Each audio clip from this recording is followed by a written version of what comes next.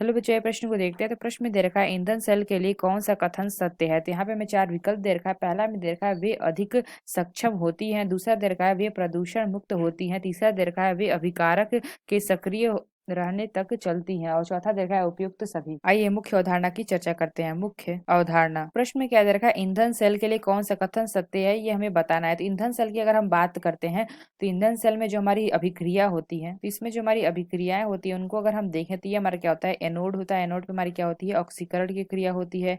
और हम बात करते हैं कैथोड की, तो यहाँ पे जो हमारी अभिक्रिया होती है हमारी क्या होती है, यहाँ पे हमारा क्या होता है H2O2 सेल होती है।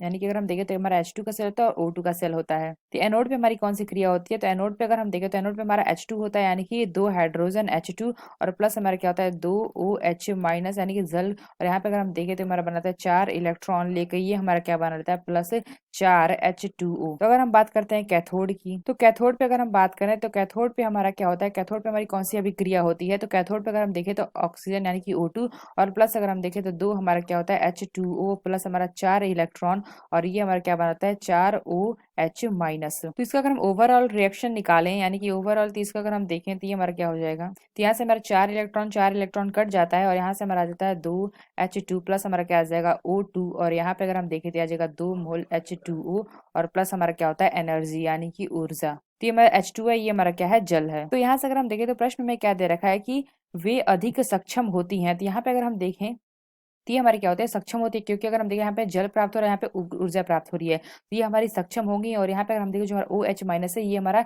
यहाँ पे यूज हुआ है OH माइनस, और यहाँ पे अगर हम देखें जो हमारा H2 है ये भी हमारा क्या है, यहाँ पे यूज हो गया है। तो यानी हम कह सकते हैं जो हमारे ईंधन सेल होते हैं वे हमारे कहते हैं अधिक सक्षम होते हैं, इसलिए हम कह सकते हैं ये कथन हमारा सही है। अगर हम दूसरा देखें, दूसरा हमें क्या देखा, बी हमें देखा वे प्रदूषण मुक्त होती हैं। तो यहाँ पे हमने क्या देखा, यहाँ पे हमें जल प्राप्त हुआ है, तो जल हमारा क्या होता है, प्रदूषण मुक्त होता है, इसलिए हम कह सकते हैं यह विकल्प हमारा कथन सही है। तीसरा अगर हम देखें तो वे अभिकारक के सक्रिय रहने तक चलती हैं। यहाँ पे हमने क्या देखा, ये जो हमारा यहाँ पे OH है ये भी हमारा क्या हो गया, यहाँ पे हमारा यूज हो गया, और यहाँ से अगर हम देखें तो हमारा H2 है ये भी हमारा क्या हो रहा है, यहाँ पे हमारा यूज हो गया है। यानी हम कह सकते हैं कि हमारी क्या होती है, अभिकारक के सक्रिय रहने तक ये हमारी चलती रहती है।